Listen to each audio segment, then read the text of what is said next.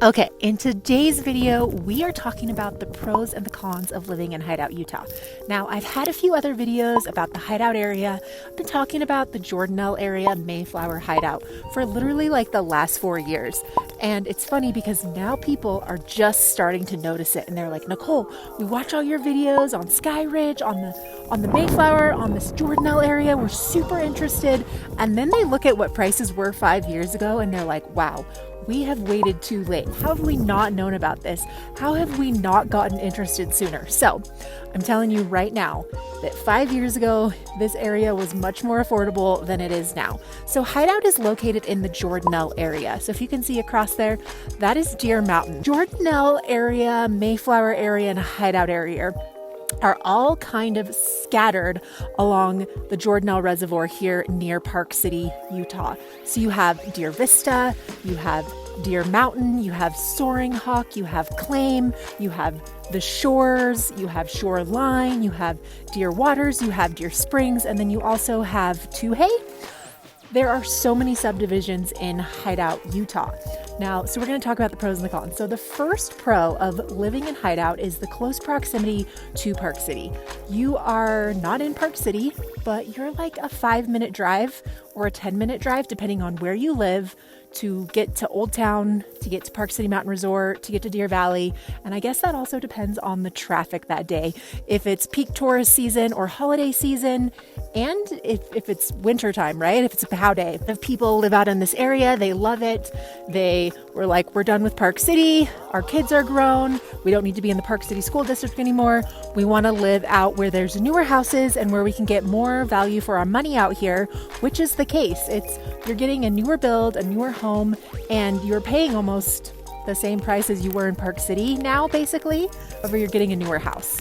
But I do believe prices out here are going to continue to go up just because of the new Mayflower Resort that's going in.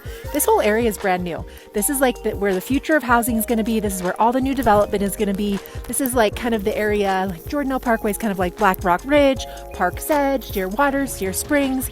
So you kind of hit like that first. Black Rock luxury condos is like that little hotel condo they're beautiful inside, but it's just weirdly in an odd place.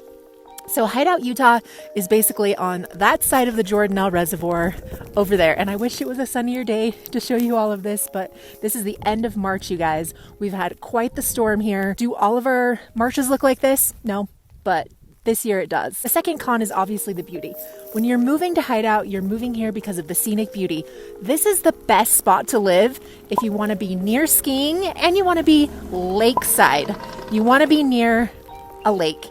You want to be able to paddleboard or to kayak or to motorboat or to jet ski or to hike or to bike. This is one of the most beautiful areas. Hideout has some of the best views of Deer Valley because it sits over there across the lake. Deer Valley's over there. You can't see it, and Mayflower is over that way. The third pro is that, right, it's a small town. So Hideout is its own town. It has its own mayor, very, very small. The fourth pro is that compared to other ski towns, other ski mountain towns, maybe compared to Deer Valley or Jackson or Aspen, it's still relatively affordable to buy something right now. And the fifth pro is that year-round activities, right? You get all 4 seasons when you come to Utah, when you move here to Utah. However, we don't have much of a spring this year. This is sort of our spring. Usually in the springtime, you're skiing and you're mountain biking or you're trail running or you're hiking, or this year you're kind of like ski and pow all the way through March, which is crazy. And a plethora of outdoor activities when you move to Hideout. It's a really great place. They have lots of open space, lots of trails, and it's less crowded than Park City. So the first con about Hideout is, I would say, limited job opportunities. I would say the people that are living out here are either retired, they are their own bosses, they work for a company that allows them to work remotely, because otherwise, if you have to commute somewhere, you're probably commuting into Park City or down to Salt Lake if you're like a high-level professional. But I would say most of the time the people out here are like retired.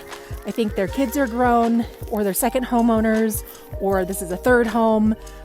They're just people that don't have to work full-time either. The second con is that while it might be more affordable than Aspen and Jackson and other ski towns, it is still a high cost of living. But in this area runs you about $973,000. Land out in this area runs you about $653,000. For a single family home, it's about $1.6 million, which is actually dropped. Jordanelle was one of the only areas that we saw a drop in prices, because last year at this time, you were paying $2.1 million for a house. And that could honestly be because they separated Jordanelle and Toohey, because Toohey is a private gated community and those Cougar Moon lots are going for $1 million. So the homes that are going to be in Cougar Moon area at Toohey are going to be like $10 million and up. So they did separate those two areas out, which could be why Jordanelle looks like it took a loss, just because Toohey was kind of inflating those prices because they were mixed in with Jordanelle earlier on. And the next con, which I think is pretty much mostly the biggest con of this area, is the lack of amenities. Unless you're living in Toohey where you have like a gated community and they have clubhouses and all those things, there is not a grocery store here yet. There's not a school here yet. There's not a gym here yet. There's no hair salons here yet. There's no restaurants here yet. So you are either going into Camas to do your grocery shopping, Park City to do your grocery shopping, you're running over to Heber to do your grocery shopping, or you're running to Kimball Junction to do your grocery shopping. So while there's a lack of amenities and a lack of commercial type things, I do believe it's coming, but it's going to take a while for all of that to be built and to be approved and to be planned and to be zoned and to be allowed. So I know they are working on a grocery store out here, but it has yet to break ground. And then I do know that they are planning on building an NHL-sized hockey arena in Hideout. So they have a big plan for the Black Rock Ridge developer. I'll link the article over here. Has bought a plot of land. They're working with Hideout to build a community type building.